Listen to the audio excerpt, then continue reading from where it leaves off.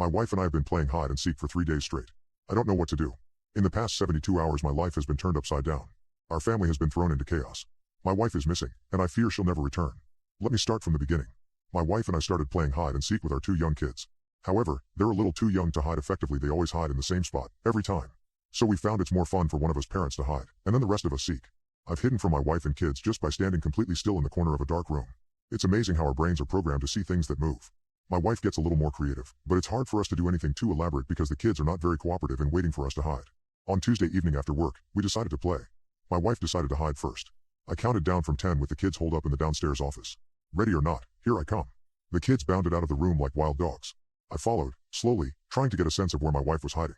I'd often try to figure out what room she was hiding in first, to gently guide the kids so that we wouldn't find her too soon, or spend too long looking for her. I saw her when I entered the living room. She was crouched behind the couch. I could see a bit of her elbow poking out from behind the upholstery. The kids walked right past her, too intent on checking the kitchen. I waited for them to return. As they walked back in and rounded the couch, I waited for them to squeal in delight. Except they didn't.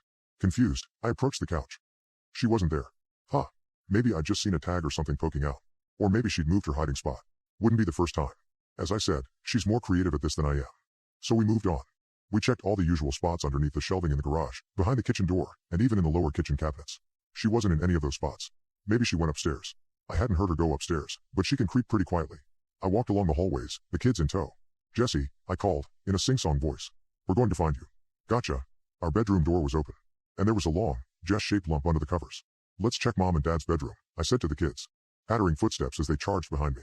I reached for the light switch, flicked on the lights, then grabbed the hem of the comforter and yanked it off. My heart dropped. The bed was empty. I stared down in confusion. It must have just been bunched up weirdly, but I could have sworn it looked like a person under there. The rough shape of someone in a fetal position, legs bent, back curved. I backed out of the room. The kids and I went downstairs.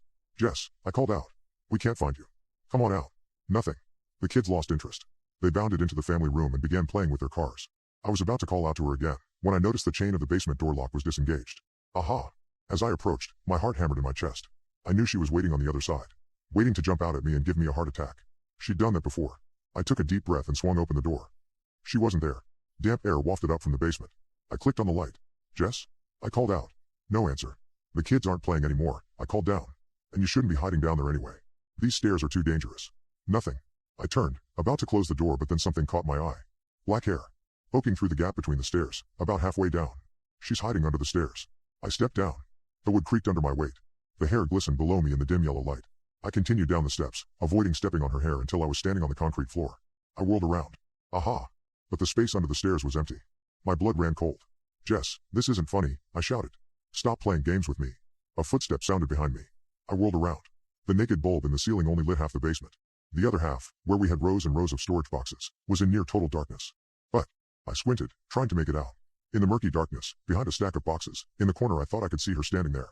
I could only see her in my peripheral vision. Like how you can only see dim stars when you're not looking right at them, because of how your optic cells are arranged. I focused on one of the storage boxes, really stared at it, and when I did, I realized I could see her pale calves, extending up into the darkness. And, as I stood there, I realized I could hear her breathing. I can see you there, I said, my voice wavering. Why are you being so weird? The kids aren't even playing anymore. So come out. Please. Deep in the pit of my stomach, I knew there was something wrong. Something is wrong. So I chickened out. I'm going upstairs. You can join me when you're ready. I headed for the stairs. But halfway there, the bulb flickered and went out. Total darkness surrounded me. I stretched my hands out, blindly groping into the darkness. They only fell into the air. I frantically pawed through the air, searching for something, anything. My fingers caught in something. Hair. I screamed and yanked my hands back. Then I ran blindly into the darkness, but something glanced off me. I shoved at it. I heard a dull thwack and then I kept running. The side of the banister caught me straight in the chest. Panting, I felt my way to the stairs and climbed them as fast as I could. Then I locked the door to the basement and frantically ran to my kids. They were fine. But as I hugged them, I couldn't get the horrible thought out of my mind. The hair I'd felt was higher than my eye level. About 6.5 feet off the ground. Jess is only 5'2". The police searched the entire house. My wife isn't here. They searched the backyard and patrolled in a 3-mile radius.